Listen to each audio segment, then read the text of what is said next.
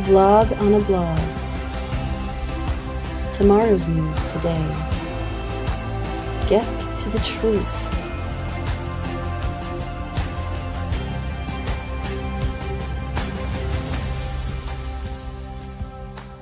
Listen, learn, live. Visit us at yahowah.com. Well, welcome to today's episode on the vlog. The vlog, it's good to be with Will as our co-host today.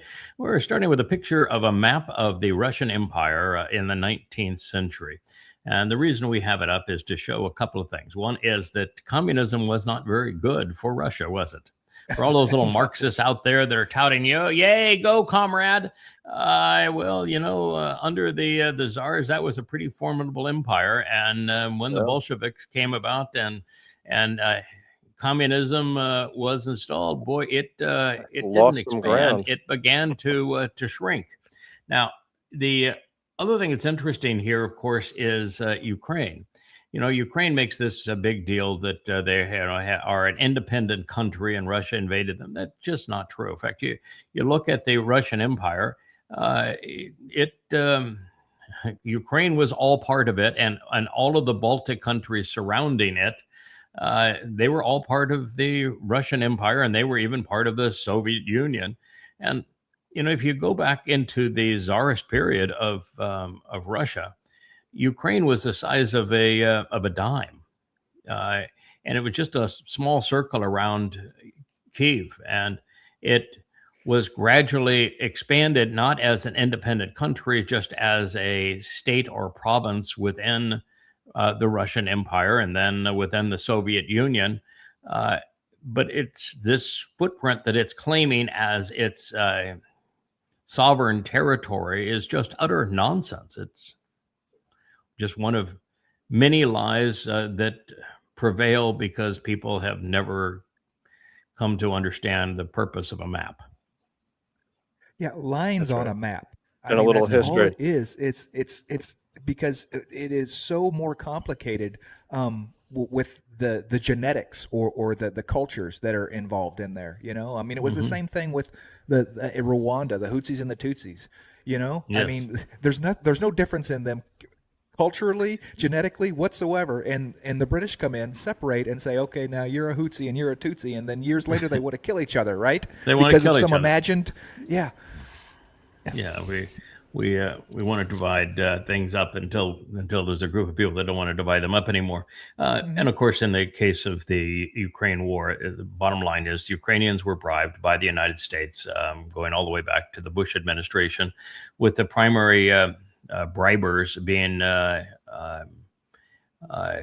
Victoria Nuland, John McCain, and Lindsey Graham. Fortunately, two of them are dead. The other one will pass away hopefully soon. But they are the architects of the regime change in Ukraine that started killing ethnic Russians in the eastern part of what broke away. But these nations that broke away, they just said when the USSR imploded, they just said, we don't want to be part of the Russian Federation. We want to have our own little world so we can be king of our own little world. And when you consider why the Soviet Union fell, you want to puke, because it's the United States that caused the fall of the Soviet Union. You'd say, well, isn't that good? Good for us. Yeah, we did that. Well, no, because the way we did it was through another proxy, just like the U.S. is using Ukrainians to go kill Russians now. We rented the Taliban from Pakistan, made Pakistan into a more formidable enemy of the world, and made the Taliban something that it was never intended to be. And so we gave all manner of Stinger missiles and bombs and rifles and you name it to the Taliban, rented them from Pakistan, and used them to go off and kill Russians in Afghanistan. It was Zbigniew Brzezinski's harebrained idea. And of course, what it created was Al-Qaeda, because the US CIA needed to recruit more jihadists than the Taliban could supply. And the database is called Al-Qaeda, the base. And so the United States is wholly and completely guilty of having created Al-Qaeda, which brought down the two towers in New York and bombed the Pentagon, was such a vicious terrorist organization. It was created by the CIA and their desire to destroy the Soviet Union. So, you know, you want to know the history. The history is deplorable. The United States is the most deplorable country on earth. And it's just sick what we have done and the pain that we have brought upon the world. Mm. Yeah, they were just picking at the edges too. I mean, because you look at what they tried to do in Yugoslavia with the uprisings with workers Destroyed and stuff like that. Turned that one into 8 countries. Between Czechoslovakia and Yugoslavia, what a mess we made. And then when Bill Clinton was trying to deflect attention away from the Monica Lewinsky affair, they started bombing Kosovo. I mean, who in the hell do we think we are? Yeah. Murderer's row of the world. Yeah. All right. So these are funny. These are funny. You've got the Donald Trump in the dumpster. I like that one. In the dumpster memes. For those who don't know what this is all about, Donald Bone Spur Trump was leaving the Ankara NATO conference, the one where he praised Erdogan as the great messiah of the world and his BFF, and met with Jolani again, and then condemned NATO. I mean, the one he was just all over the board. It was a psychotic episode. Anyway, he had flown his new Air Force One, which we have not seen since that time, into Ankara. Evidently, the CIA received some kind of a tip that the Iranians were going to blow that Air Force One out of the sky. So what they decided to do is they brought up a food catering cart to Air Force One after Trump and everybody else had boarded, and they only took Trump off, which means they left everybody else. If the plot was real, everybody else they left on that to die. And they only took the scum off and a food cart, and they then escorted that food cart to the old Air Force One that they had flown in case the new Air Force One had a hiccup. And so they flew Trump out in the old Air Force One, where they left everybody else on the new one to go ahead and die if the threat was real. So they wheeled him off in a food cart. You just can't make this stuff up. Right. It would have been so much better if the food cart had like wheels with eyes on it that were flaming, and the whole. Oh yeah, a little cart with flaming wheels on the cart. It would have fit the narrative that's in the prophets. Yeah, what a scum. Yeah, this is an interesting situation here. This is the Bush legacy, the plague of Islam, which fundamentally changed the world and made the next Holocaust inevitable. Based upon lies, he invaded Afghanistan and then Iraq, neither one of which had anything to do with 9/11. Neither one of which were bases for the perpetrators of 9/11. Not a single 9/11 terrorist came from either of those two countries. And then he lied about the presence of Al-Qaeda in Iraq, and then Iraq having weapons of mass destruction. It was all a complete and utter lie. And George Bush then, by invading these two countries, not only led to the deaths of 10,000 Americans, and 5 times that number if you consider the suicides thereafter, but he killed 1 million people. Yeah. And that's not even the worst of it.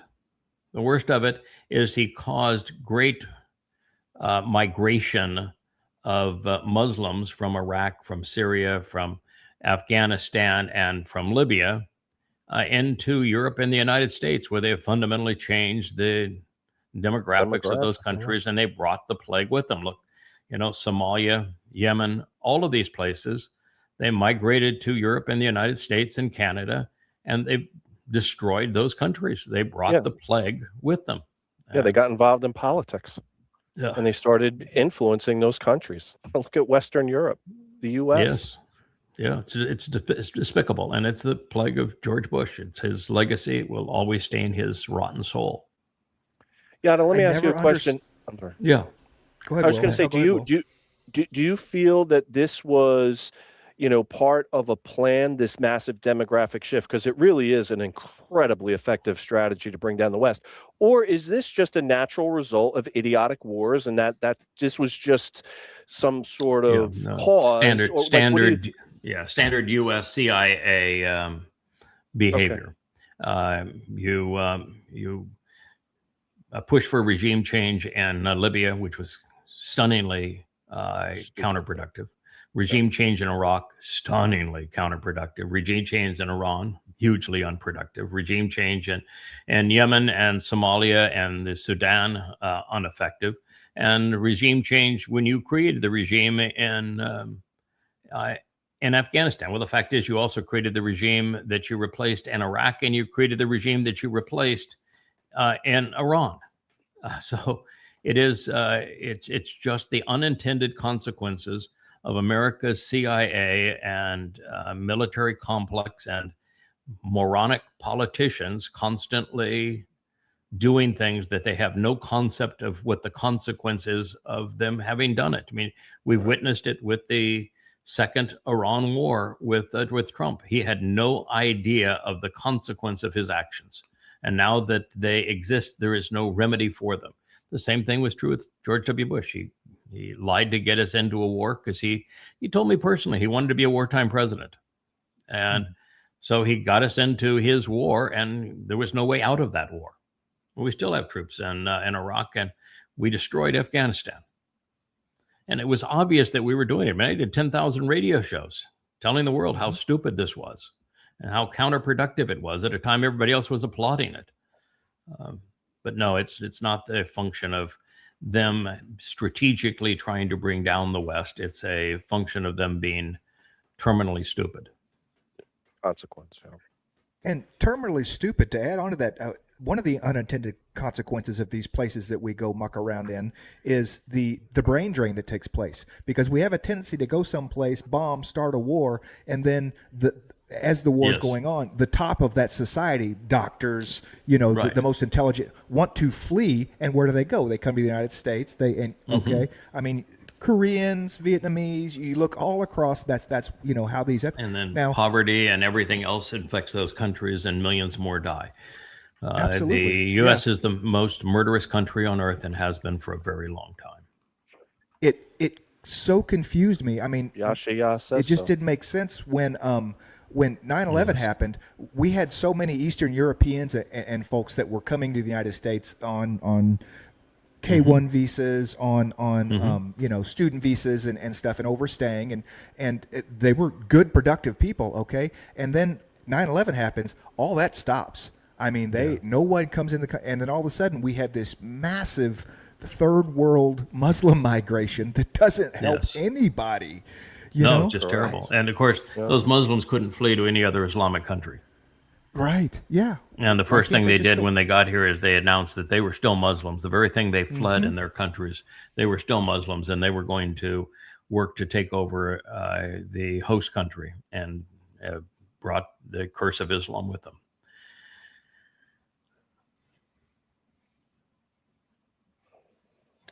Yeah, this is a real tragedy. It's the Massachusetts Governor Maura Healey that just signed a bill that legalizes abortion all the way up to childbirth. Now, a end of third trimester infant is a fully viable human. I mean, this is absolute murder. I mean, I'm both free, pro-choice and pro-life, and as such, I recognize that there is a point where a woman has a influence over her own body, although she should have had some influence in her own body and kept her legs closed, when that time came. So she has forfeited the right to have control over the consequence of her not having control over her own body. So I think that's a part that needs to be understood. You didn't have control over your own body. And so as a result, you now want control over what the consequence of that is. And that's not reasonable. But in the first trimester, when the fetus is not viable outside of the womb, it's hard to argue that so long as that individual is willing to pay for their abortion, that they should be able to have an abortion in the first trimester. Forcing society to pay for their contraception is ridiculous. That's grossly immoral and unfair. Now, after the first trimester, then in the second trimester, it's because of the viability of the infant, it's just way too messy to tread in that area. And the third trimester, which is what the governor of Massachusetts just passed as signed off as a law, it's flat out murder. She is a mass murderer now. It's flat out murder. And if you're a woman and you're celebrating this, go to hell. You do not deserve the title female under those circumstances. You've lost total capacity to understand what it is to be a woman. You're a killer. Yeah. Yeah, when they signed the bill, they were all applauding and high-fiving as if they had just really made some impressive moral breakthrough on behalf of women. It's just it's like the guards of the Gestapo and SS guards at Auschwitz applauding the gas chambers. That's about the level of the ghoulishness of what they just did. It's ghoulish. Mm-hmm. And completely unnecessary, because the vast preponderance, I mean, this organization, because it is an organization that does this, Planned Parenthood, right? This is, I mean, there's some people that can go to a doctor, but the vast preponderance of them come out of this Planned Parenthood, and it is just absolutely birth control. It is these one-offs that, I mean, how many babies like this that at 28 weeks do you think are killed in a year? Less than 100. Just because you're too effing stupid or lazy to use a form of contraception. Mm-hmm. And you want to have taxpayers pay for murder because you're too lazy or immoral to use contraception, or just too irresponsible as a person. So no, you don't get to kill a child because you were stupid. Mm-hmm. Abortion is like inner city birth control. The vast majority of abortions are sadly Black women in the inner city using it as a form of contraception. Yeah, I know. It's sad. That's what Margaret Sanger wanted. Yeah. Correct. Mm-hmm. That's right. Yeah, we should just listen to a bit of this. He dumbs it down now to a third grader, so I guess he's trying to overcome my criticism that he's exciting is your grandmother's bathroom wallpaper. But nevertheless, he does have a point here, which is that there is a 0% possibility that Trump is going to prevail to get the Straits of Hormuz open and out of Iranian control. And he explains the reason why in this whole video. Now, between now and the midterms, the odds of, I think, opening Hormuz are infinitesimal, so small as to be zero. And why is that? It's because the Shahed drone, the 136 Shahed drone, which is the prime tool that Iran is using to close Hormuz, it's about the size of a king-size mattress. It is relatively cheap. It's made with components a lot like cell phone components right here.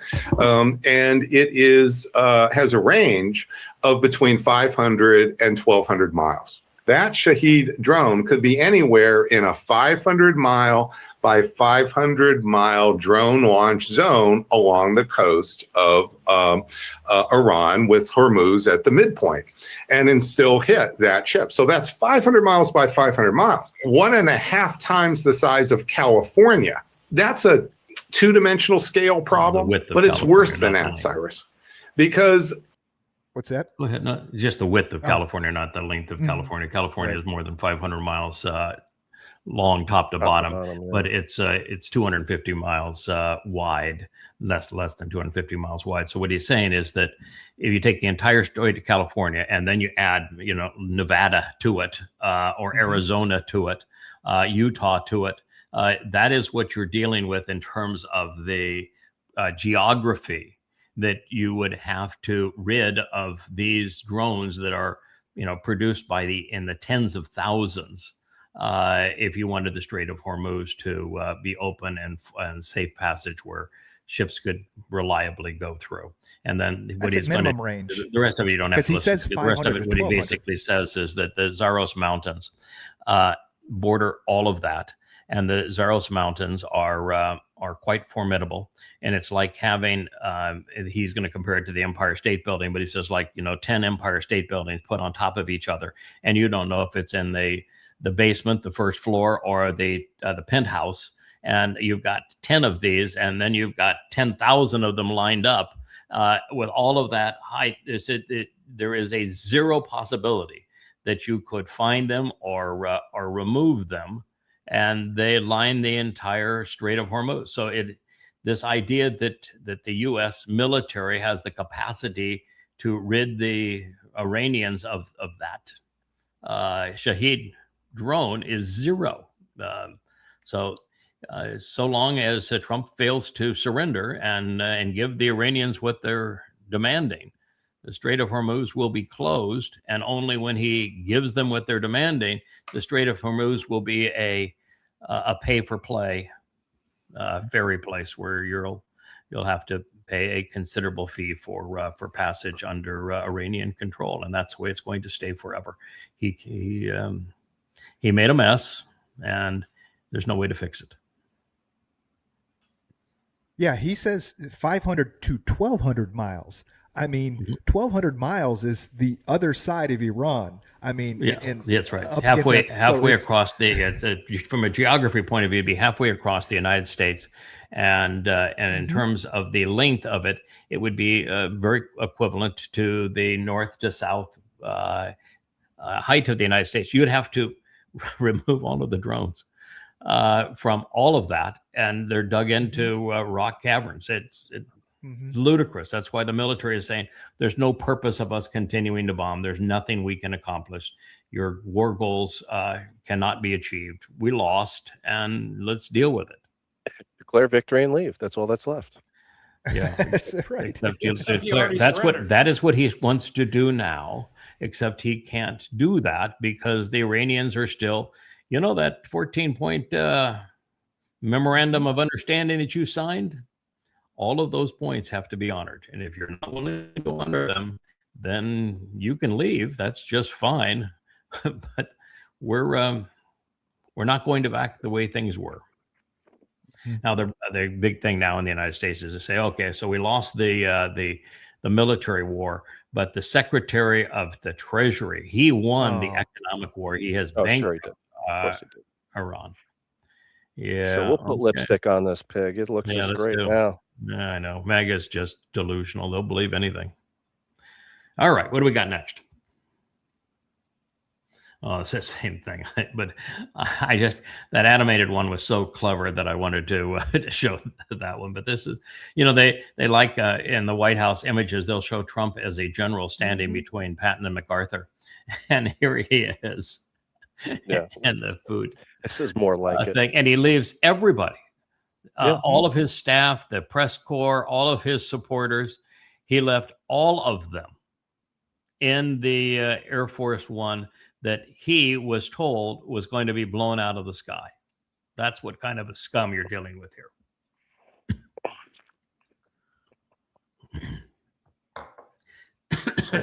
This was interesting. Yeah, this is interesting. You've got some things I think that are really powerful too.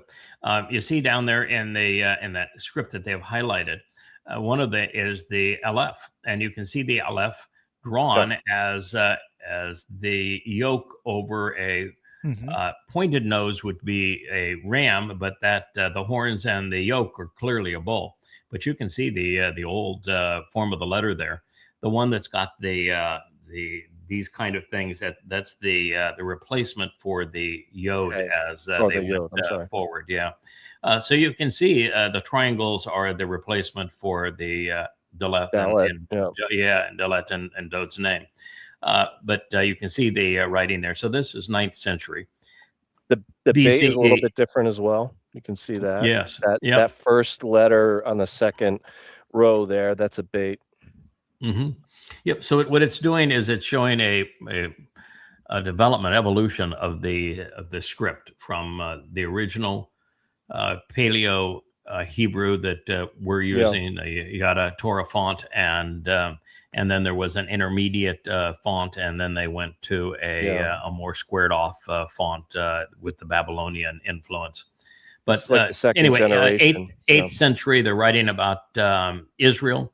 The king of Israel of Dod being a king of Israel, about the House of Dowd in Hebrew, using the Hebrew alphabet from the 8th century, which is 1,400 years before Islam even existed.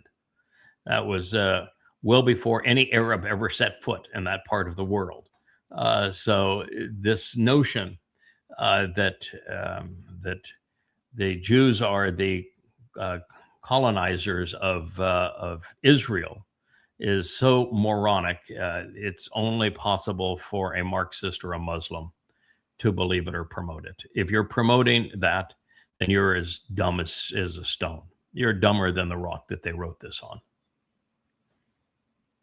How in the world, I got to scroll up just a hair so you guys can see it.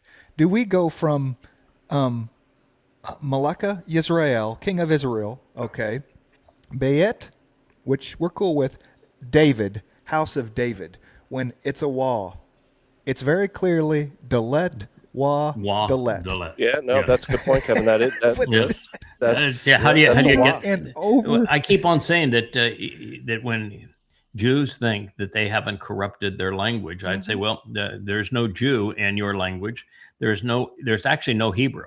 It's Ibri. It doesn't begin with an H. You screwed everything up in your language. I mean, you messed it all up, and a lot of it, you can blame the Masoretes and the rabbis for changing the letters. But when I get, some fancy pants Jew will claim, oh, your transliterations are old and they're not in keeping with what we're using now. That's because you screwed up your language. That's the point. That's the point. I want to be set apart from in keeping with you. Yes, I'm representing the alphabet and the language as it was written. You are a corruption of it. So if I want to go back to the truth, I can't accept your corruption of the language, and that's what they have done.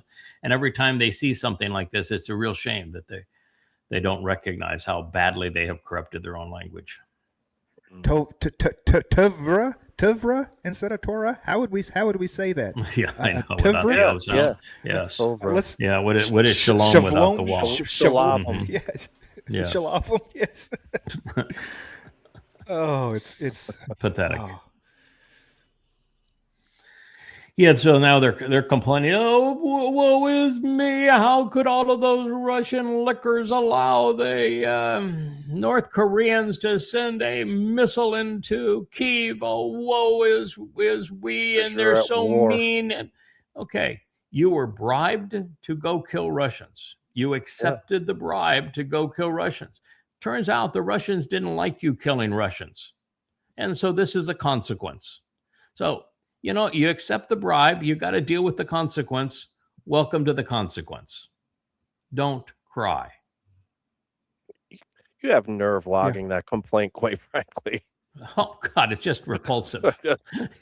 And then they sanctioned Russia so that Russia could do business with 5 or 10 countries around the world. And when Russia does business with a country they don't want them to do business with because we sanctioned them into that, they cry over that too. It's a consequence of what you've done. Yeah. And they're hypocrites about it anyway. How much Russian oil is coming into this island? Yeah. Oh, yeah. It's disgusting. The whole thing is a bag of political hypocrisy and propaganda here on X. And it just shows the little bit of geopolitical spillage that we're having. I mean, the fact that North Korea gets into this at all, it's just spilling outside the borders of It's the of the if Ukraine. America hadn't attacked Iran, Mhm. then there'd be no reason to have North Korea involved. And had America not attacked Russia, then you would have a 0% chance that they would have been involved. But they are involved now because of the fact that America did this thing. It's a cause and consequence. Yeah. So you may be all thrilled that you killed the Ayatollah, and you maimed his son, and you killed his son's daughter, and you killed his son's wife. You may be all, oh boy, that gives you great satisfaction. Yeah. And guess what you did? You killed Israel at the same time. That's what you did. When you make bad situations worse, it's ubiquitous around the world. The leaders of the world are incapable of recognizing the consequences of their actions. You did this thing, and you made the world far worse off because of it, and you put yourself in a position that you can't recover from. Celebrate it all you want. All it does is make you look less human. And that's a poster that was probably the one poster, that particular fellow. Of all of the pro-Israeli accounts, Daniel, he was the most responsive of all pro-Israeli accounts, and he still didn't get it. No, I remember him. Yep, Daniel. Yeah, I liked him. He was the best. He was the best of a bad lot. So many of those guys, Yada, if you remember, they would show promise and great hope. And then as you got into it, they were like Teflon. You couldn't penetrate. They just wouldn't, they're looking for friends like the day is long Jews on X, right? So they'll accept your friendship and whatever, but you can never get through to them. No, they're as tough as the stone that the inscriptions were written on. That's what Yahowah says about them. And they haven't changed. I wish it were different. We're dedicated to trying to awaken them. Well, that's the toughest job in the history of jobs. All right, so this is the new super alliance. This is Muslim NATO. So of course you got Trump. They're exactly the opposite. They're have nothing to do with Trump. But anyway, it's Erdogan, MBS, and Pakistan. There now in Pakistan, the Prime Minister of Pakistan actually has no influence. He's just a puppet. So you talk about puppets. He is a puppet of it's a military state. Erdogan is not an elected leader. He is a ruthless dictator. And the guy in the middle, MBS, is a psychopath. And he's a psychopath right now that's cowering in a hole because he is, with all of the money that he has spent on military equipment, he can't defend his country. And right now, the Houthis are taking it to him. So here they form this Islamic NATO. And the first thing that happens is the Houthis. The Houthis, you gotta love the Houthis. If nothing else, they're entertaining.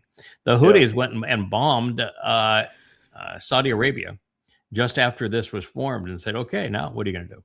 You think that you're going to find Turkish warplanes that are going to be screaming down over Israel and down the Red Sea to bomb the Houthis?" America tried with a whole U.S. battle group and an aircraft carrier, and America failed miserably. So you think that the Turks are going to go do that now, or do you think that Pakistanis are going to nuke them since they have nuclear bombs? Or maybe it's going to be Saudi Arabia that wakes up and says, "Boy, we've got a military. We'll tackle them too." Which one do you think of these goons is going to respond? Because what the treaty says is an attack on one is an attack on all. So the Houthis attacked Saudi Arabia. Now what are you going to do? Yeah. Put up or shut up. Yeah, it is a direct message to the people of Saudi Arabia, because the Houthis want to spread their brand of Islam, and they just want the people of Saudi Arabia to rise up and kick these kings, these sods Royals, out, right? And Right. take over their Right. their The fact brand of the of matter Islam. is that everybody thinks that their brand of Islam is the best brand of Islam. Mhm. Saudi Arabia is run by the Wahhab, which are fundamentalist Sunnis, and the Houthis are fundamentalist Shia. So and Turkey, they're not fundamentalist anything. They other than they are Muslims, and Erdogan is their guy. So the whole thing is just a cauldron of evil.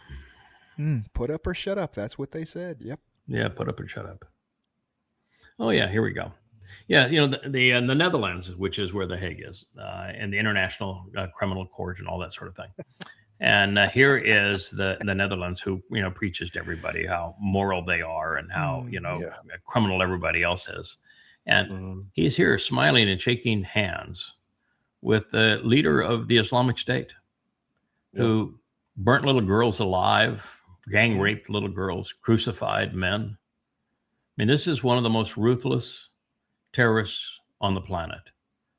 And the hypocrites in Netherlands are smiling and shaking his hand. Mm-hmm. Man, a suit and tie goes a long way, doesn't it? Yeah, right. Yeah. What is Yahowah's quote? I regret creating man. Yeah. Mm-hmm. Yeah. I regret creating man.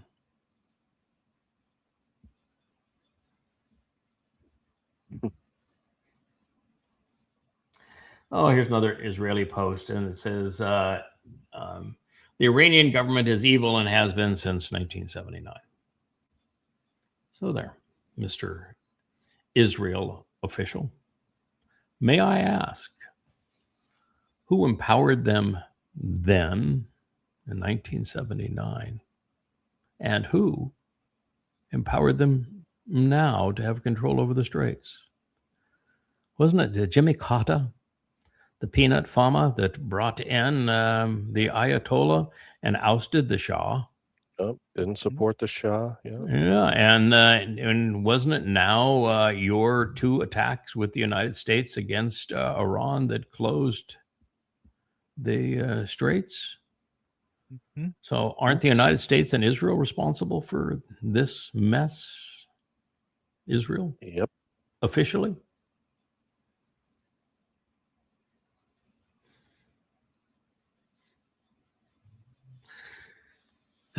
So this is this is it with all of these maneuvering here. This is the old food cart caper. I'm sure that Hollywood would love to have some movie rights on all of this. Yep, there it is, the food cart caper. There's the dumpster.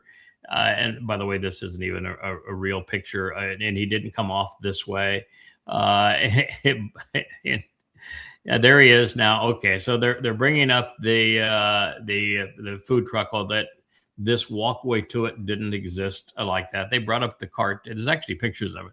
They brought up the cart right to it, but they did escort the food container to the other airplane. Don't be looking. We got our lights dimmed. Right. Yeah, he's. And they didn't put him in a regular airplane. They put him in the old Air Force One, and you don't have airplanes don't take off on taxiways. But all right. The fact that this was even necessary, is what blows Or that my AI mind. would do that bad a job. That whether they were using the Grok AI or which one, but it's just pathetic how ignorant and incompetent the AIs are. Mhm. The AI has just destroyed social media, and it's just pathetic how stupid the AIs are. I mean, Yeah. regularly now I'm looking for just quick evidences. I don't want to post something and not have a recap of what's real, and so I'll put something as a question to one of the AIs, and almost universally I'll get a bogus answer. And then but there's a follow-up position with the AI where you can say, why didn't you consider this? And why'd you give me the wrong answer? And they will always apologize. The second time, your point is correct. We should not have given you that answer, and your information is accurate. Just crazy anecdotal. I was listening to a story from a buddy of mine, and he said, I woke up late, I missed the score of the Cardinals game, so I just figured I'd type AI and say, hey, who won the home run derby? And it told him some other guy's name, and so he walked around the whole day thinking that this guy and talking to people, hey, did you see the home run derby last night, or whatever, the All-Star? He's like, and he was just aghast. He said, AI lied to me. He was aghast when he was deliberately. He lied to me. Yeah, deliberately. Yeah, I catch it every day, 2 or 3 times a day, where the AI deliberately lies to you, and then when you catch it, it apologizes for lying. Mm-hmm. Never accept the first response. No, never. Yeah. From AI. Well, AI sounds pretty The moral, fact that at they, least. that they want to try to sell this. Oh, it apologizes for being wrong. Thank you. I'm going to lie to you straight out, and then when you catch me in the lie, I will admit that I've lied. Yeah, like a 5-year-old, right? I was going to say, It's kind of like a 5-year-old. Yeah, it's like you go to a store and you steal something, you get caught, and you say I'm sorry, and you expect it to all go away. You rob a bank and you say I'm sorry. Sorry, okay, I'll give it all back. So we're all you good still now, go to right? jail. You still go to jail. Yeah. Yeah. The fact that they want to make this seem like some sort of Ocean's 11 operation is what is absolutely comical about it. They wheeled the guy and they've got out the Israeli flag here, of course. Sure. Mm-hmm. And by the way, the warning turned out to be false. Oh, by the way, the food cart caper. All right, so this is Trump wanting to play golf. There are about 30 golf carts here, plus who knows how many presidential limousines. Plus, those are anti-missile defense systems there. Those things in the far background. There's actually a picture of them, and I didn't post it, but one clear up there. But he's playing 20 feet along. Well, yeah, it's not a THAAD, but that kind of thing. And so they have interceptor systems for missiles surrounding him, and he's out playing golf with 30 carts filled with Secret Service members and U.S. military, and I'm like, what? Can you imagine that life? You'd be, you're Satan and you're afraid of your own shadow. How could you be Satan and afraid of your own shadow? I've been doing this now for a quarter century. I began by exposing and condemning Islam. I did 10,000 interviews under my own name. I wrote the book Prophet of Doom under my own name. I received thousands and thousands of death threats, and I've never ducked once. And here's this piece of shit that's afraid of his own shadow. Mm-hmm. And he partnered with the adversary. You took on the adversary. I took on the adversary. He's partnered with him. Yeah. Mm-hmm. Yeah, this is really funny. Thoughtful post of the Trump tush talkers. Imagine a government that now has over 30 people in its administration that used to work for a television network that had to pay almost $800 million in fines for having lied. They lied about the last election. They had to pay $800 million in fines for lying. And now you've employed 30 people from that network,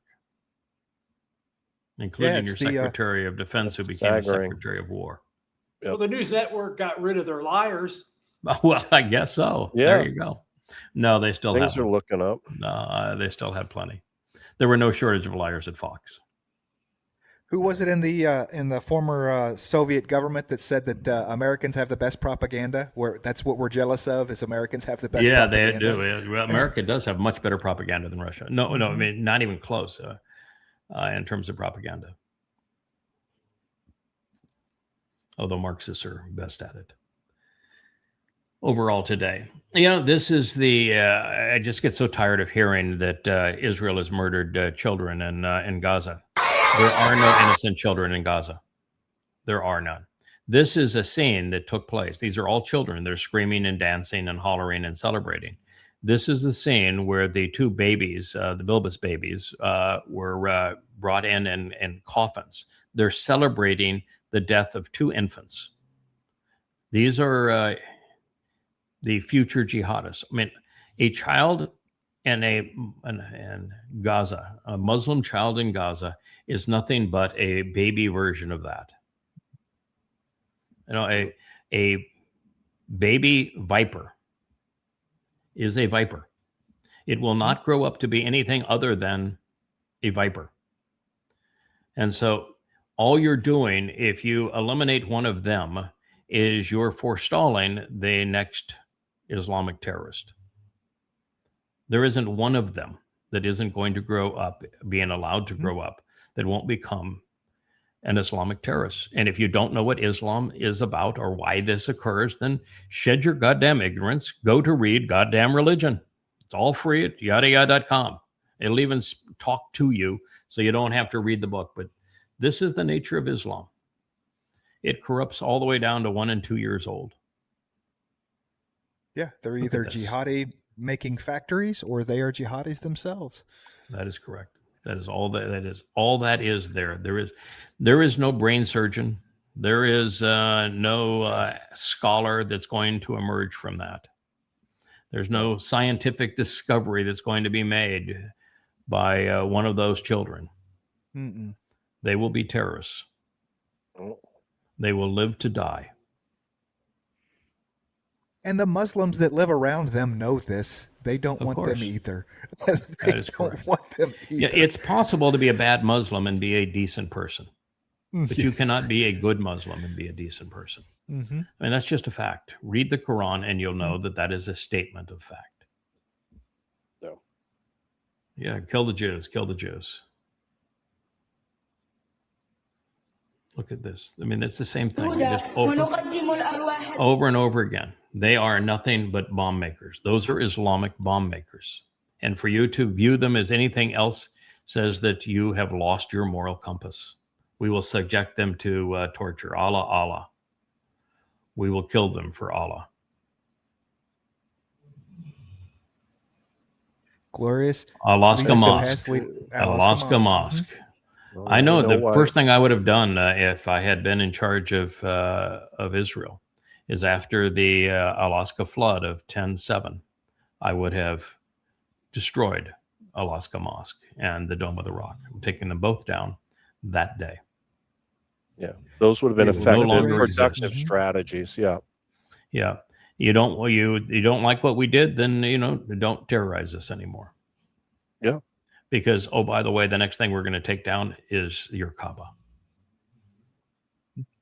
So, how much cheaper would that be than raising Gaza? Much. Attacking Lebanon, take out those two scars. Yeah, you want to blame somebody for the destruction of Alaska Mosque? Go deal with the Fakistinians over here in Gaza. You've got them in a cage, so you can go deal with them.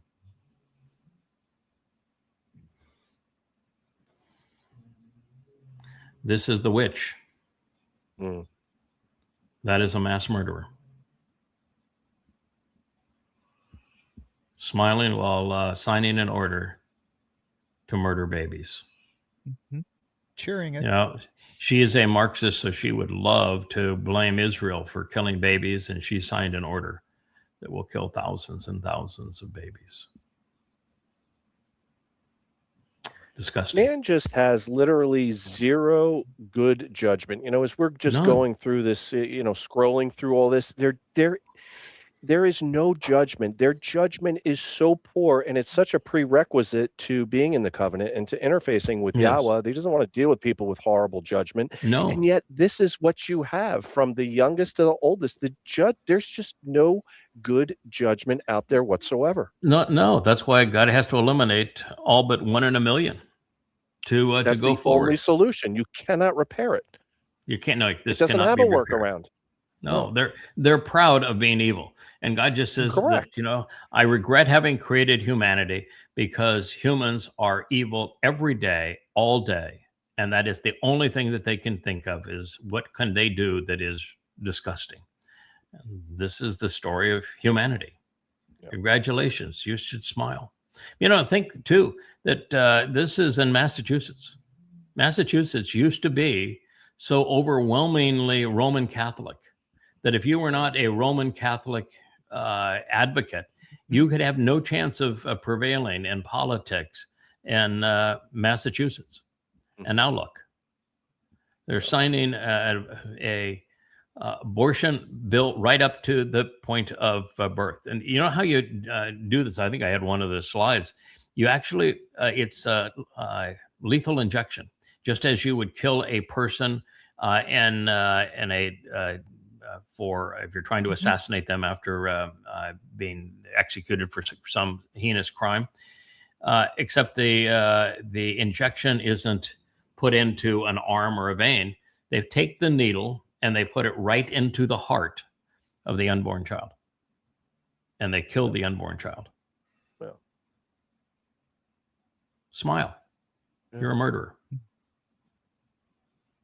And you forfeited your female card. At the time that this happened 50 years ago, when the Muslims invaded the Lebanese Christian town and they killed so many, hundreds, 582 people. At that point, the myth of Palestinian was only 10 years old. Didn't take them very long to become mass murderers, did it? And yet here they, 10 years into the birth of the myth of a Palestinian, they go off and kill 582 Christians in Lebanon, which is the Palestinian, Fakistinian presence in Lebanon, of course, has been disastrous. It was disastrous also in Jordan. That even after doing that, you've got the Marxists and the Muslims rallying around them, calling them the ones who are being oppressed. Yeah, they're ruthless murderers because of their religion. They were slaughtering everyone, men, women, and children. Men were lined up against the walls and gunned down. Women were tortured and gang raped. Babies were shot in the back of the head. Pregnant women had their babies cut out. Was this 10-7? Their womb. yeah. Was this, Yes, was this 10? This is, well, this happened on 10/7. This happened to Christians in Lebanon 50 years ago.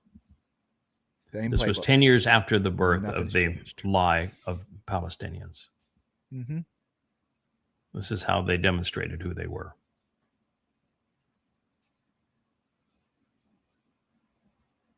Scum. What a disgusting religion. Here they are again. They've got little Muslim boys dressed up as rabbis so that they can take their guns and shoot them and throw things at them. And there's a Jewish couple there with their baby. They're showing them too.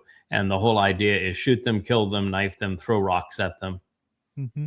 This is what they're teaching these. Look at that. See? This is what they celebrate, death. They're celebrating the abuse of life, of humanity. I mean, this is wholly and completely a subhuman culture. It's right on par for the Nobel Committee, though. It says in Italy look at they are them. They're actually in discussing a the proposal to award the picture. Nobel Prize. Yeah, a picture of the Dome of the Rock in the background. I'm going to have a field day tearing that piece of shit down. Mm. Yep. Islam is a great plague on the world, and it has been from its beginning. And I would encourage you to read the 5 volumes of Goddamn Religion. They're all free at yahowah.com to understand how vile the conception of Islam has been and continues to be. There is no cure for it. It's fatal.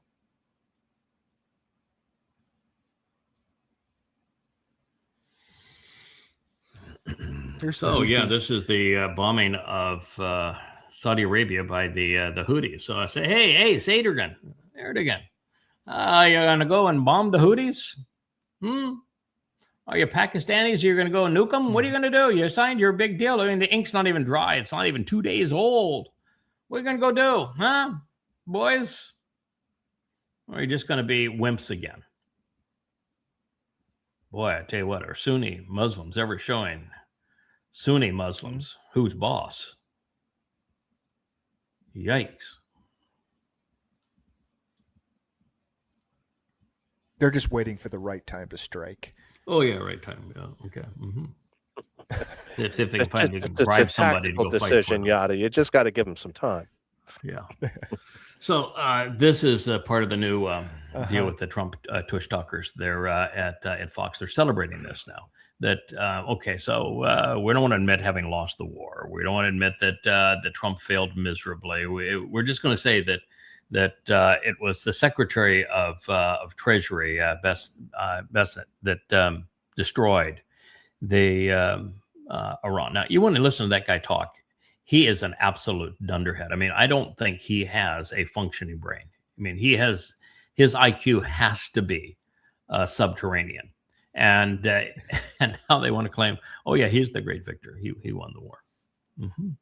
So you've signed a memorandum of understanding that transfers $350 billion to them, and they're now under a scheme where they're going to collect $125 billion annually for the passage of the Strait of Hormuz. And you want to claim that that it's your Treasury guy that won this war? Mm-hmm. Yeah. Okay. Sure. Oh, this just gets insane. Do you want to It watch does. this one? Because he's talking about the Iranians admitting during their negotiations how they're terrified of him. I mean, it's insane. It's insane. What they're saying. And there are no There's no negotiations. By the way. negotiations. I mean, there Right. literally are no negotiations. There haven't been any negotiations since Trump violated the memorandum of understanding. And Trump says Iran they're has low actually key. now has an official position that said that we will not talk to Trump under any circumstance. There will be no discussions, no negotiations, no nothing. Time is our friend here. He's got nothing going, so we're never going to. So they're imagining these discussions. Mm. Yeah, you can play it. Sure, it's hilarious. Is confabulation contagious? I Is guess it- it is must it- be. seems to The Trump tush talkers Operation have Economic nothing but shit. Fury, led by Secretary Scott Bessent, is devastating the Iranian economy. And I say this jokingly, but seriously as well. The Iranians are more afraid of Secretary Bessent than they are of Secretary Hegseth right now. When they're coming to the table to our negotiators, they are talking about cash, cash, cash, because they'll absorb the bombings. They don't care about their military. They don't care about their soldiers or even the Iranian people after they massacred 40,000 of them. But what are they worried about? Oh, They're worried about that bullshit. their currency is tanking. God, fuck you. Oh, what a piece of shit.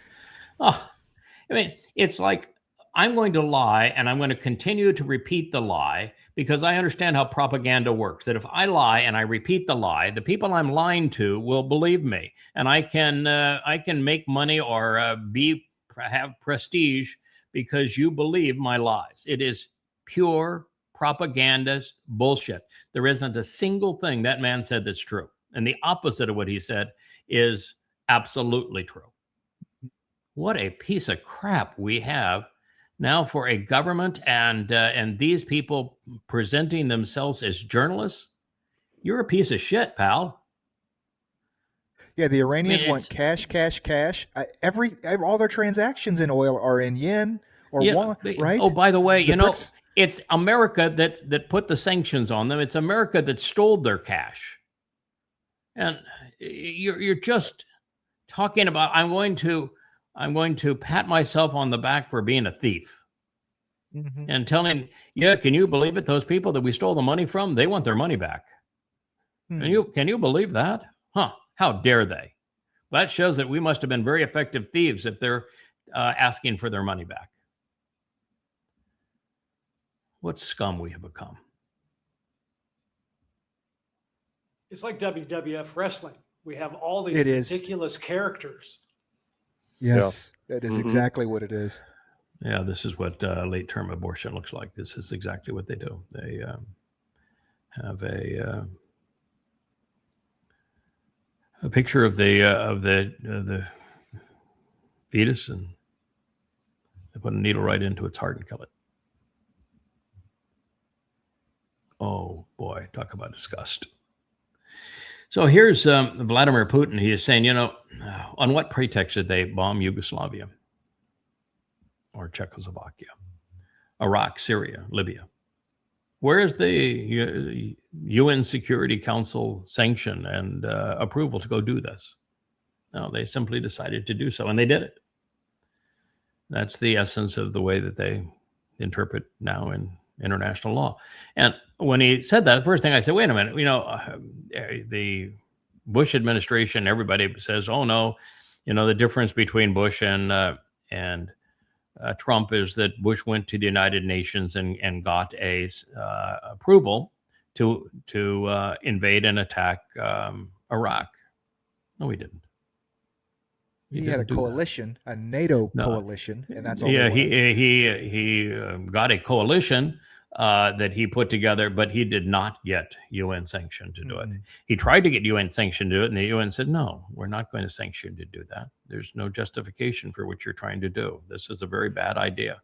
And so he failed on getting a UN sanction to do it and went in anyway. And so what Russia's saying is the United States operates as if it's above the law.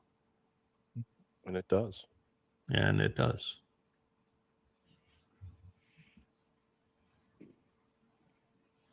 Oh, yeah. So here's the dumpster. And what's so amazing about this is that you got Fox News saying, yay, wow, isn't this great that Trump is demanding compensation from Iran and he has turned the tides. He has completely reversed this whole thing on them rather than America having to pay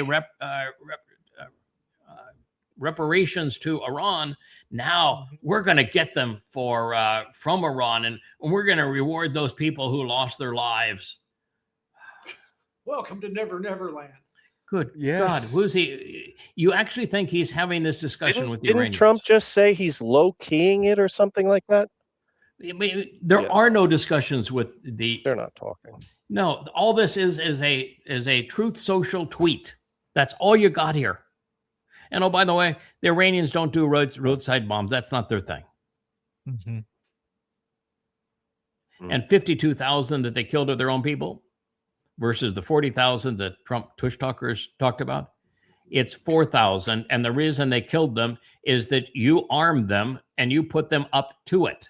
You actually ran a scam using the Kurds to arm those who were in the protests in Iran that were gunned down. And there were 4,000 of them. And you were the reason they were killed.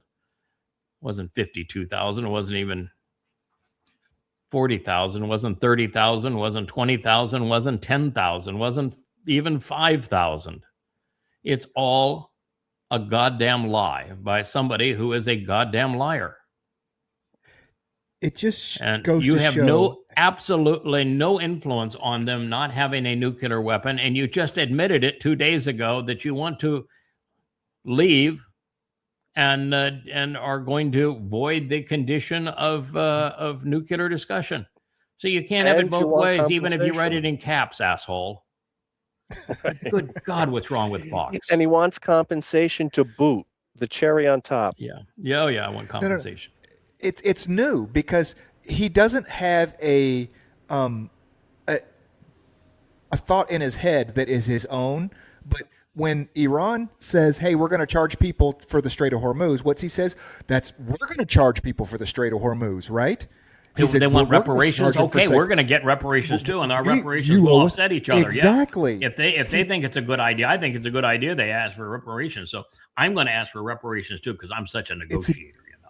It is like a 5-year-old, I mean, It's like a Honestly, 5-year-old. he's like a reactive idiot. He just It they is, say we're going to exactly. do this, and he says no, I'm going to do that to you, and it's like there's no strategy, no No, there's forethought, nothing. He just Nothing. reacts like a child to what you say.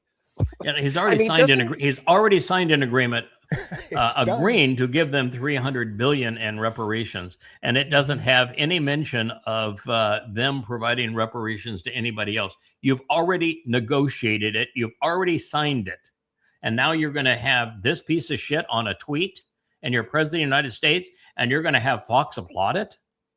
You signed an agreement guaranteeing that you're going to give them $300 billion plus release the $25 billion in stolen assets, plus allow them to control the Straits of Hormuz. That's what you said you were going to do. You know how put a it in deal writing. works? You signed it. And now after having signed and negotiated the agreement and legitimized it, you want to negotiate again after you violated the agreement? Yeah.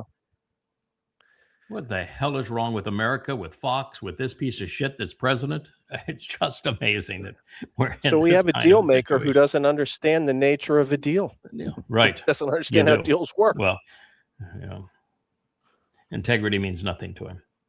No. Yeah, the only deals he does are strong arm. Mm-hmm. The ones you can't refuse. Tempest in a teapot. He doesn't have a strong arm. He's a bratty kid in a sandbox that's poops in his pants and is throwing his shit on everybody else.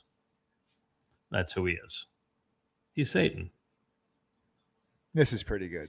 This is, you got to admit, Yeah, you got to be quick to follow it. But this one. What is This is actually really good. You got to listen. Not sure why we're all still having trouble with this. Let's try it again from the top. This is a victory for the U.S. because our goal from day one was for Iran to open the strait that didn't close till after we attacked, which was completely controlled by their military we had total dominance over. And it was a waterway that we could have taken over, but instead asked for help that we didn't need, but we'll remember that our allies did not give us. All because of the negotiating power of a FIFA Peace Prize recipient's threat to annihilate a civilization in order to liberate them from a regime that changed, which was not our goal, but we will take credit for, from an old man who hates us to his younger son who hates us for those reasons and that we killed his father. And while it is not clear the status of Iran's nuclear capabilities that we obliterated last year, but we're going to be a problem in 2 weeks, one thing is for sure. They now have more money and control of the strait than they had when they made the old deal that we ended because it was terrible. Now, I think that is enough about authoritarian propagandistic regimes. Does anybody have any questions about the Trump Library golden statue? Not sure why we're all still having trouble with that. Give this guy the Nobel Peace Prize. That guy just summarized how I have felt about this whole situation, trying to evaluate it and get my arms around it. This guy masterfully just described what we've dealt with over the last year and a half. I swear, Elia made a guest appearance. right? Yeah. I mean, that's absolutely. What don't you understand, people? What don't you understand? What don't you understand of this? His delivery, his cadence, the whole thing. Yeah. It's a beautifully scripted piece. That's one of the highlights of social media right there.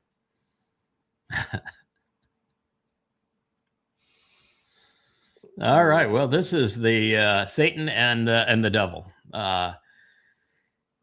It's hard to even imagine that Todd Blanche would get Senate approval.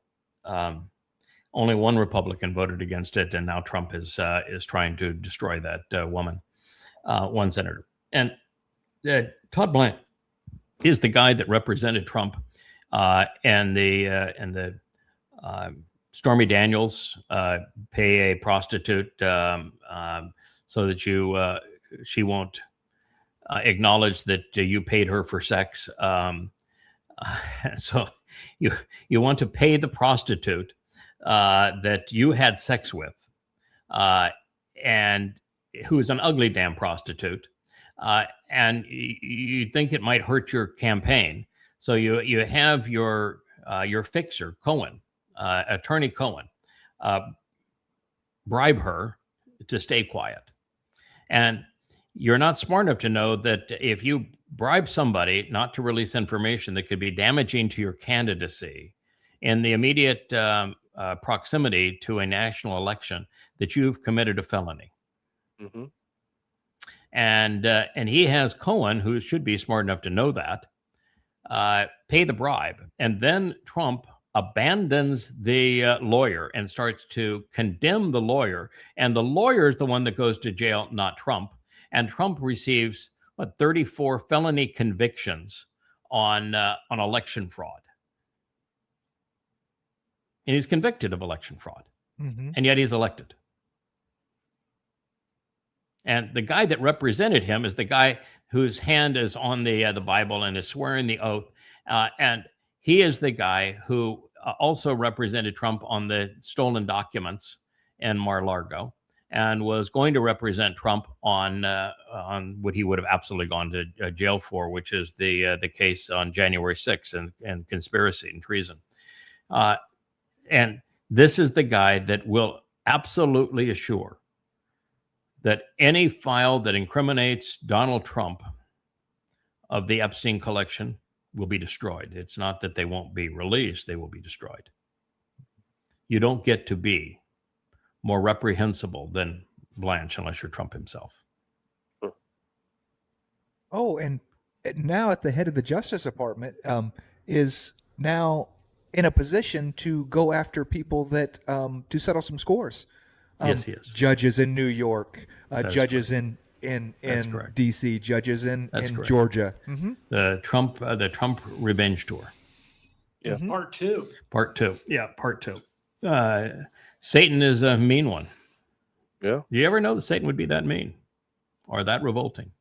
But he is, or that Republicans could be the scum of the earth because they all but one voted on behalf of this man for that position. So you don't have a moral person other than this one woman in the Republican Party that's a senator, not one.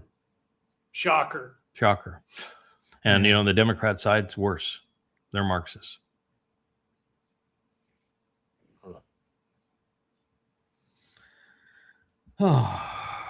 So this is an interesting technical. Now, this is not funny, but it is highly revealing. This is the head of the criminal court, International Criminal Court. And while all the posts on X say that the International Criminal Court has found Israel guilty of committing genocide in Gaza, she is saying that is not true. We did not. We had Gazans say that that there was the potential for genocide and that their case needed to be heard because there was the potential of genocide. And we heard the Israelis say, we have not, and we're not going to perpetrate genocide, and our position needs to be heard. And all we did was agreed to hear why the Gazans thought that there was the potential for genocide and why the Israelis thought there was no potential for genocide. We did not find that Israel had committed genocide. Therefore, all of those posts that say Israel, the International Criminal Court has found that Israel has committed genocide. She says, "I'm glad you asked me that question because I want to correct the record because that what's being said is not true." And she's head of the International Criminal Court. Page 11, right behind the want ads.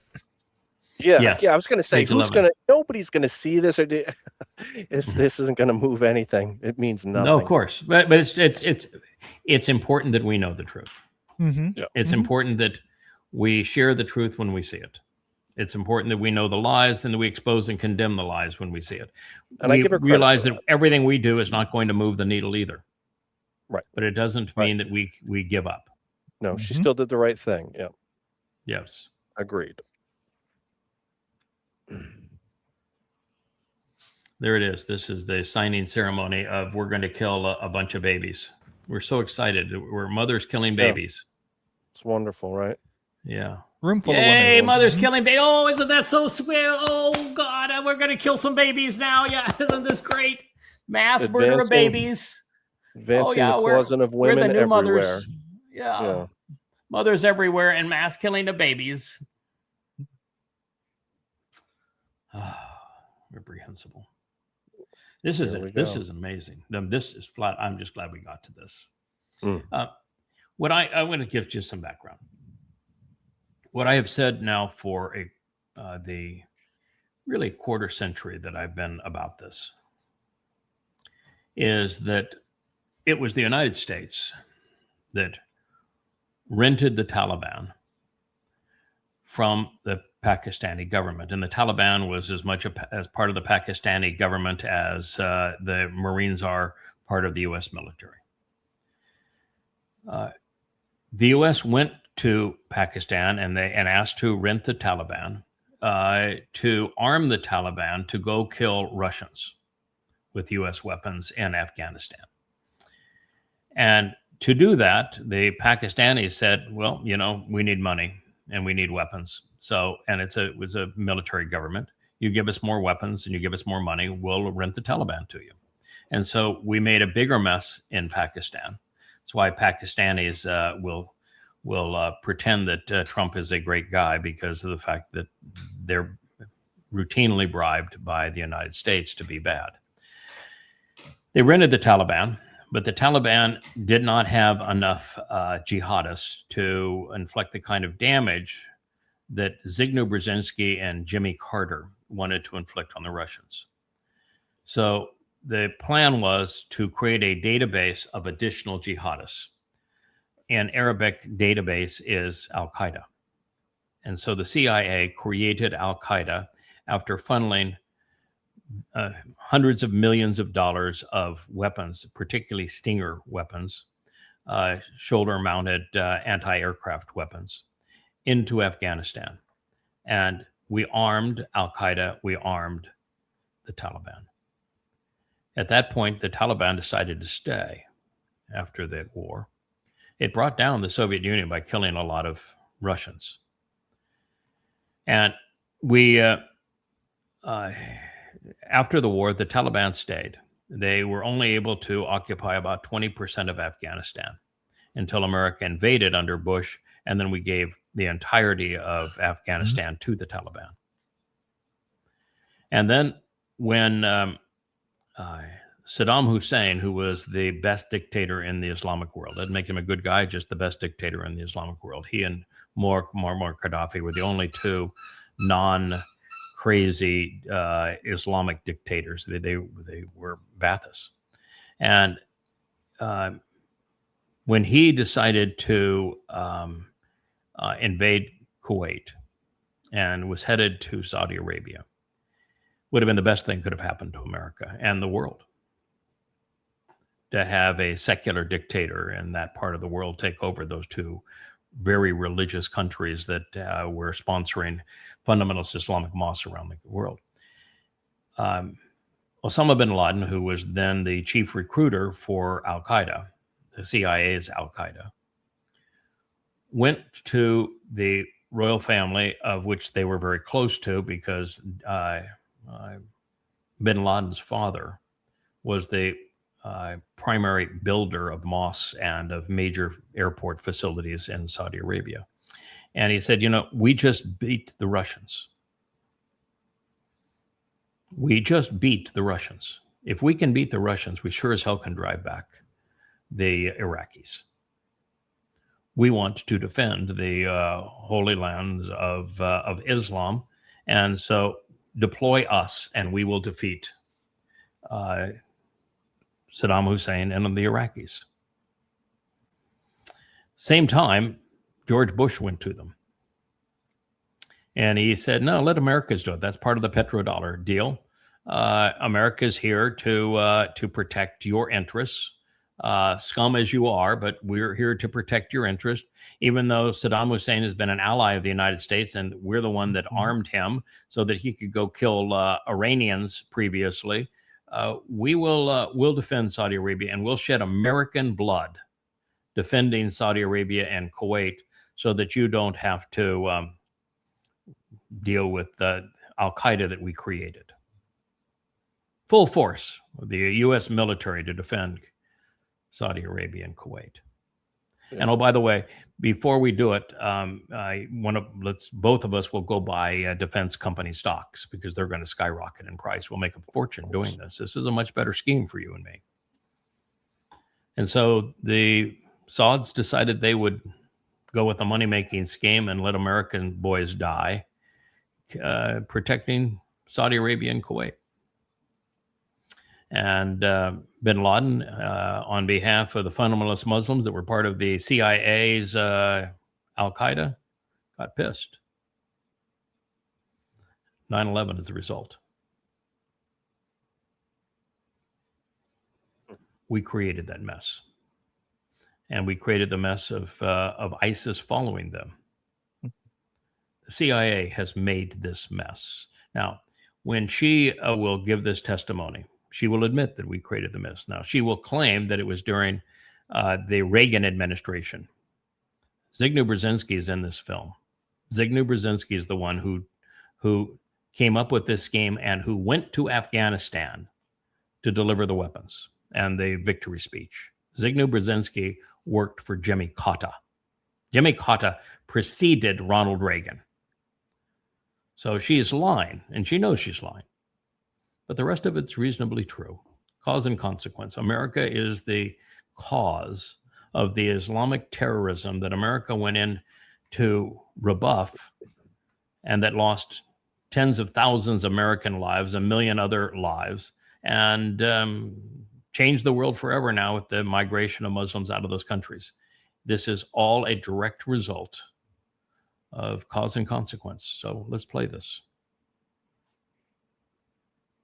We also have a history of kind of moving in and out of Pakistan. I mean, let's remember here, the people we are fighting today, we funded 20 years ago. And we did it because we were locked in this struggle with the Soviet Union. They invaded Afghanistan, and we did not want to see them control Central Asia. And we went to work. And it was President Reagan, in partnership with the Congress, led by Democrats, who said, you know what, sounds like a pretty good idea. Let's deal with the ISI and the Pakistani military, and let's go recruit these mujahideen. And let's get some to come from Saudi Arabia and other places, importing their Wahhabi brand of Islam so that we can go beat the Soviet Union. And guess what? They retreated. They lost billions of dollars, and it led to the collapse of the Soviet Union. So there's a very strong argument, which is, wasn't a bad investment to end the Soviet Union, but let's be careful what we sow because we will harvest. So we then left Pakistan. We said, okay, fine. You deal with the stingers that we've left all over your country. You deal with the mines that are along the border. And by the way, we don't want to have anything to do with you. In fact, we're sanctioning you. So we stopped dealing with the Pakistani military and with ISI, and we now are making up for a lot of lost time. You know, that land over there is yours. You'll go back to it one day because your fight will prevail and you'll have your homes and your mosques back again because your cause is right and God is on your side. In the 4 years since the inspectors left, intelligence reports show that Saddam Hussein has worked to rebuild his chemical and biological weapons stock, his missile delivery capability, and his nuclear program. He has also given aid, comfort, and sanctuary to terrorists, including Al-Qaeda members. It is clear, however, that if left unchecked, Saddam Hussein will continue to increase his capacity to wage biological and chemical warfare and will keep trying to develop nuclear weapons. Should he succeed in that endeavor, he could alter the political and security landscape of the Middle East, which, as we know all too well, affects American security. This is a very difficult vote. This is probably the hardest decision I've ever had to make. Any vote that might lead to war should be hard, but I cast it with conviction.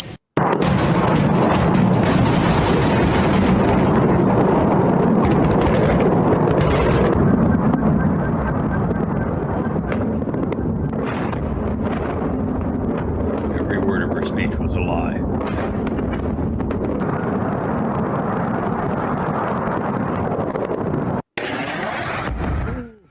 There was no nuclear program. There were no weapons of mass destruction. The chemical and biological weapons that he once had were given to him by the United States to attack Iran, and they had been destroyed. There was no Al-Qaeda in Iraq. He hated Al-Qaeda. That's the reason why Al-Qaeda volunteered to go attack him. Every fucking word that bitch said in the call for war was untrue. And yet America killed 1 million people between Afghanistan and Iraq and lost over 10,000 American soldiers bleeding to make a bad situation worse. How do they sleep at night? Every word that she said was a lie. In America, you eat this shit up. Yeah. Politicians do it so effortlessly. She's so polished, sounds so bright. As God said, I regret creating humans. Yeah. It was a terrible mistake.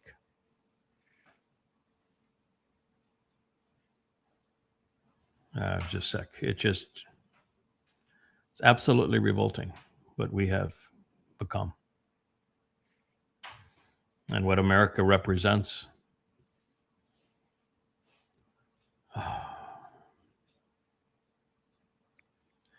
Yeah, this Flip the script. This was yesterday in the Oval Office. I only fell asleep a bunch of times, and the little girl behind him looks like she's a robot.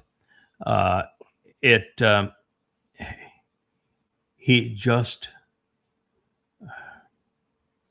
well, here's again, it's Eric Dougherty, who is the most vile of, not the most vile, that's because we ran into the most vile of them yesterday, but he is among the most moronic of all of the MAGAs.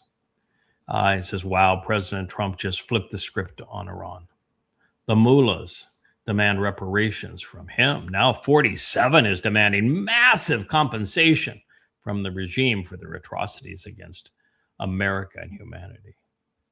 And I'm sure we'll be seeing it pretty soon. Isn't talking to anybody. He signed a memorandum of agreement. He negotiated it. He signed it, and then he renounced it. They will never listen to him again. They will never talk to him again. He didn't turn the tables on anybody other than your stupidity. By the way, in this meeting, I don't know if you've noticed it, and I may not have posted the right clip for it, but in this meeting, RFK, who's Health and Human Services, he already can't talk because he has a degenerative disease that has, it's a brain disorder that has affected his throat and his ability to speak. But now he is, I don't know if it's Parkinson's or if he's back on the white powder or what it is, but that man is no longer fit for cameras and public service. I have never liked him because he's an idiot as a conspiratorialist and a anti-vaxxer. This, by the way, was to sign a executive order changing vaccines so that if you are a religious parent and you don't want your child protected by vaccines, you don't have to, which makes your child now not only susceptible to those diseases that were so deadly, but it also makes other children susceptible to them. Mm-hmm. And they're celebrating this on behalf of a man who's anti-vax and or pro-conspiracy, who is near death himself. Yeah, this is how you get more polio, more smallpox, more tuberculosis. I mean, this is it's hard. Things that vaccines are eradicated, and this is how you get more of them. Mm-hmm. Because you lie and you create conspiracies, and your followers are such idiots, they believe in lies and conspiracies. And in the midst of all of that, then he gains popularity amongst the morons by saying that he's turned the table on the Iranians after he's already negotiated the deal, after he's already signed the deal, after he's already violated the deal that gave them $350 billion worth of their money back in reparations. And now he wants to negotiate for reparations for the United States that attacked Iran twice. Yeah. It's the only thing I can say is that when we went out on the limb to announce that Trump was Satan, based upon what the prophets had said, it didn't seem credible that that the president that we knew, even though he's an egomaniac at Trump 45, could be vile enough to be Satan, or that this man, as sickly as he is, would live another 7 years, 8 years at the time we made the determination. But every day, he proves us right. He's Satan. No doubt about it.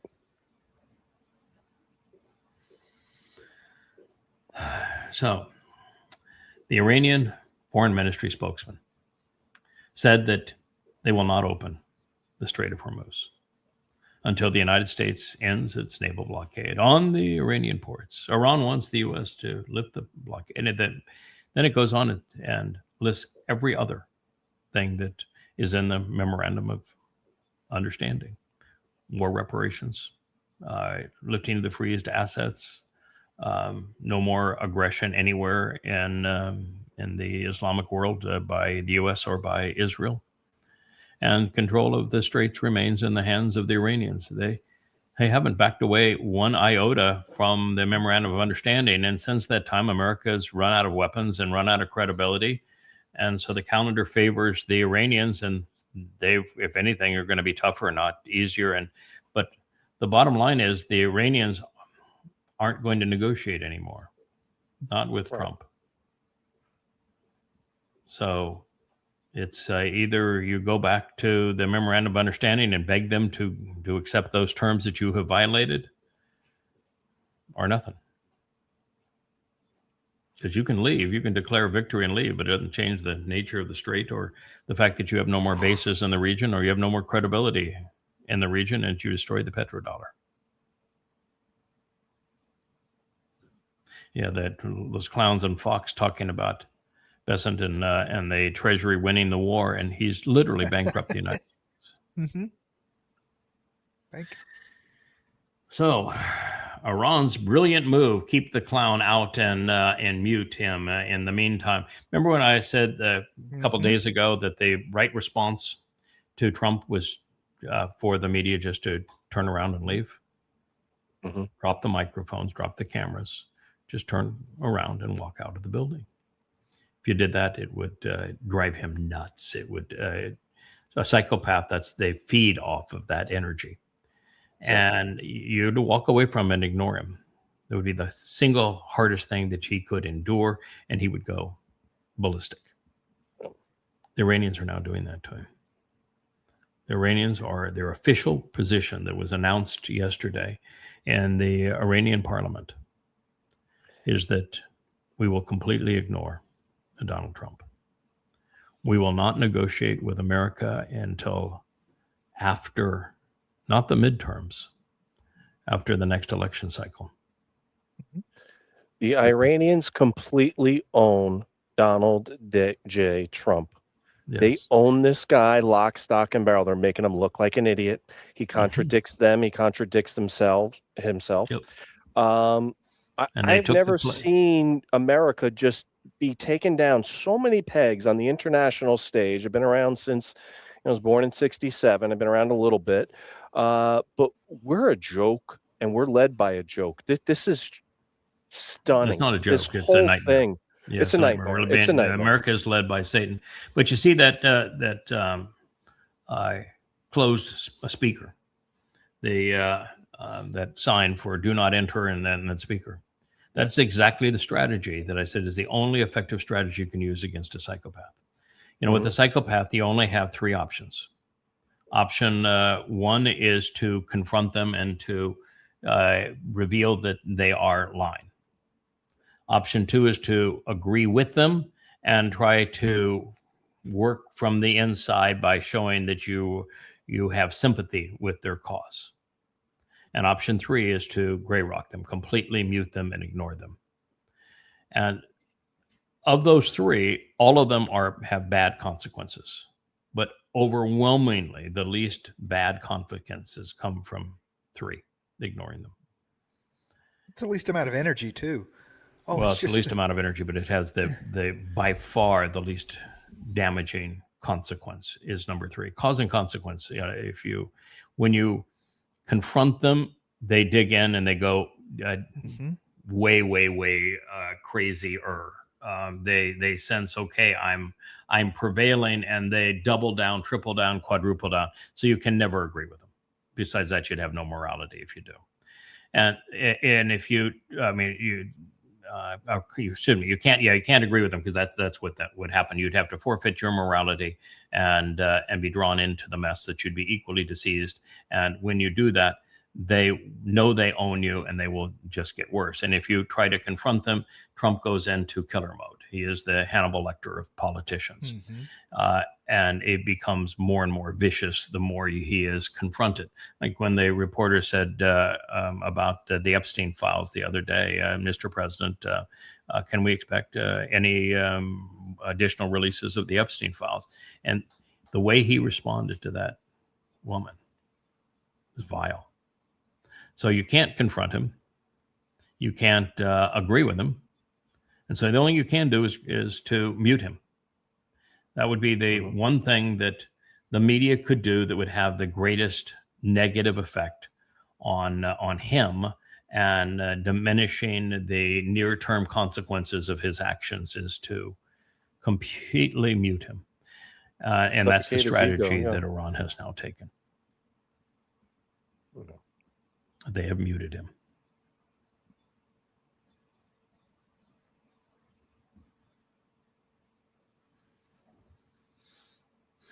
So here, the dumpster says, we're fine with munitions. But should we not have been fine with munitions? Even though we're fine with munitions. But should it have been true that we're not fine with munitions? The reason we're not fine with munitions, but we are fine, even though if we were not fine, the reason we would not be fine is because it was Biden. Biden did it. Biden gave those damn Ukrainians $300 billion worth of our weapons. And that's the reason why we don't have enough. I mean, we have enough weapons, but if we didn't have enough weapons, that would be the reason we didn't have them. By the way, I sold some weapons too, but I sold them. $50 billion, not $300 billion. And only about half of it was weapons. So it's about $25 billion worth of weapons versus $300 billion worth of weapons. He's off by a magnitude of 10. Mm-hmm. And if at this point the dumpster can't overcome what he blames on Biden 2 years into his term, what's the purpose of being there? Mm-hmm. But it's the nature of every psychopath. They blame everybody except themselves. They never are personally accountable for anything. And this was just a joke. You know, if we didn't have those weapons, it's because Biden gave them away, but it's not true that we don't have them. So he must not have given them away, even though I'm blaming him for giving them away. Because if we didn't have them, that would be because he gave them away, even though we have them. So he couldn't have given them away. So I don't know why I'm telling you he gave them away, but nevertheless I am. Yeah, but they say those munition shortages were, you're supposed to, while Russia and China, keep their stockpiles and they slowly over time build them. We had other political considerations and we just haven't kept the supplies up, and we go to war more than anybody else. So we use the weapons that we create. We don't keep on schedule because of other political considerations. And I'm not advocating for more weapons, but I'm just saying the whole rationale for how we got here really has nothing to do with Biden. Of course, the biggest problem is that America doesn't make anything anymore. We just don't. Correct. Yes, and that's at the heart of it. Yeah. Yeah, the heart of it is we can't make anything anymore. If you can't make anything anymore, you can't go to war with anybody. So you might as well just give up on this idea of America's going to war, because we don't make stuff. And if you don't make stuff, you can't go to war. It was the great cause and consequence of sanctioning Russia. By stealing Russia's $300 billion in sovereign assets, America proved that the US dollar was not a safe reserve currency, and the world started moving away from the dollar as a reserve currency, and devastating to the United States. It was one of the dumbest moves ever in terms of cause and consequence. And you can lay that one on Biden. Now, going forward from that stupid move, when we sanctioned Russia, what we did is create a completely independent Russia, because we sanctioned them, then we went to war with them. And so what Russia did is they learned how to make everything themselves. They have a war footing economy now that can make weapons and drones and missiles and inventions and everything else. They can conceive a new weapon and bring it to market and deploy it. and less time than Trump can talk about it. And so they have the footing to do it. And all the while, we made business impossible in America by becoming a socialist country economically, while China, as a communist country politically, became a free enterprise company or country economically. And so China now outproduces the rest of the world. One of the things too that we don't have that is essential if you want to be the bully, we don't have transport. Ships are the transport. Now China makes the majority of ships. And in fact, in order capacity going forward, there's like a 90% share of shipping is controlled by the Chinese. Wow. So they have the transport. They're building ships faster. I mean, America doesn't build anything now in terms of ships. That the next aircraft carrier is probably 10 years away. It never gets splashed. And the one that they splashed previous to it is in a 2 to 3 year timeout for potty checks. We don't make anything that works. Nothing. We're just. I don't even say a paper tiger because there's no tiger. Yeah. We make light ammunition. And what do you use light ammunition for? Yeah. Against the American a war with the American people. Yep. That's about it. Yeah, we make light arms. But we don't even make that well anymore. We're a joke. A shell. Yeah. We're a shell. We're just an absolute joke. And poop pants here is Satan. He's told you what he's going to do. There's Yeah. not going to be an election in 2020. No, there's not going to be one. He's going to name himself Trump 48, but not because there's an election. There'll be a war in America. Mm-hmm. Economic collapse. Yay, MAGA. Make America great again. This guy.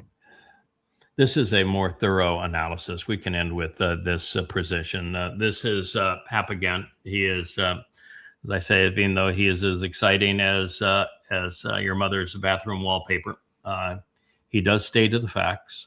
It's nice to hear somebody else collaborate. What I'm trying to convey is the truth about what's going on in Iran. He is a very credible voice that conveys exactly the same message. And he's one that I have not heard yet blame Israel. So you got to give him credit for that. So there's the one person we can actually listen to that knows what's going on, that isn't, at least on the surface, an anti-Semite. Maybe you give him a little more time and he'll come around to that position. He's at the University of Chicago, which is Mearsheimer's university, I think, as well. And Mearsheimer's gone full rogue anti-Semite. But this is worth listening to.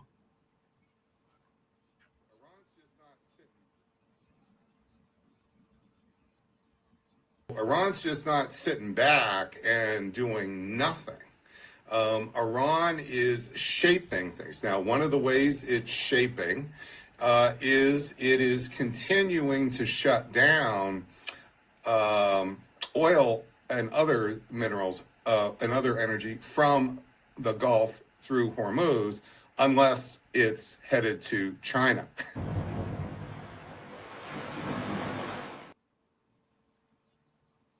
Oh, it was a lot more to it than that. I don't know what happened to it. This ad came up, but the ad then went away, and he went and okay. Iran's just not sitting back. The clip is 28 seconds long, so I don't know. Okay, yeah, I don't know what happened to it. Yeah, the whole clip was quite long before, but I guess you only get part of it. Thank you very much, Gronk. I listened to the whole thing, but it is saying that that Iran has put itself in a position now where they have no incentive to ever speak to Donald Trump again. They control the Strait of Hormuz. There's no way to change that. They have run the United States out of the Middle East because they've destroyed the U.S. bases. Because of the fact that they now have the Houthis working for them on the other side in the Red Sea, the world is headed towards economic catastrophe, and there's nothing that can be done to stop that. And that in this process, Iran has gone from the weakest of the Middle Eastern nations to the strongest of them. And America has lost all impetus for the petrodollar, and therefore is a beggar on the world stage. And no solution for any of this. And, we're in the time of trouble. America crumbles. But America takes the world down with it as it crumbles, particularly Israel. Yep. So that's where we are, my friend. It is a nasty, ugly world out there, and it's going to get far, far worse. Yep. And sadly, Israel has brought doom upon itself on the way that it has positioned itself. I wish it were not true, but that's where we are. And the best we can do is warn people about it, to tell people that your religion has lied to you, your politicians have lied to you. God regrets even having created humans. That's how despicable we have been and continue to be. And that we're in the death zone now. The next 7 years is going to be catastrophic, and there's only one way out. Yahowah. Go to yahowah.com, and you will find the one way out alive from this planet. Yep. Listen, learn, live. Hey, we thought we were going to have some sound effects there. Yeah, Kevin, you can't have the button. Yeah, I get the button. We didn't have a next week. I get the row button. or or any of the any sound effects. I guess it was a little tough. A little serious all the way through, huh? Yeah. We covered a lot of territory, so I'm glad we did that. And to go back and look at the malfeasance and the lies of the United States, going back to the Iraq and Afghanistan wars and how that led, what we did even before that led to 9/11 and led to the immigration to Europe with bringing the plague of Islam with the migration out of the Islamic countries, setting up the world for the disaster it's in. I think it was absolutely worth doing. I hope people listen and they recognize that politicians are universally lying to them. And their religion is based on lies. I don't care which one it is. They're all based on lies. They have nothing to do with God. And that there really is a God. And he has expectations. And he is offering something really extraordinary, but you have to meet his expectations. And that's not happened with more than 1 in a million people. And you say, well, if it's 1 in a million people, then it can't be true because it's not popular. Oh, on the contrary, God is saying quite simply that when there's lots of people, people are always bad. The only way that we can have a relationship, he can have a relationship with people, is for there to be very few people. So that is his message, and we are delivering it. Yep. Excellent. All right. So we did get a good start on our new series with Harold. Harold. Yep. Getting Psalm into 33. Was that Psalm 33. Yeah. That was great. Yeah. I love it. Pretty interesting so far. It gets only better with that. And wait till we get to back to Isaiah. That is really extraordinary. So thank you for participating. Look forward to being with you tomorrow, and we'll do another show on Bashar Harold later today. Good day. Be good. Take care. Hey there. Thanks for tuning in. That was Fetch. Gotta run now. Catch y'all on our next podcast.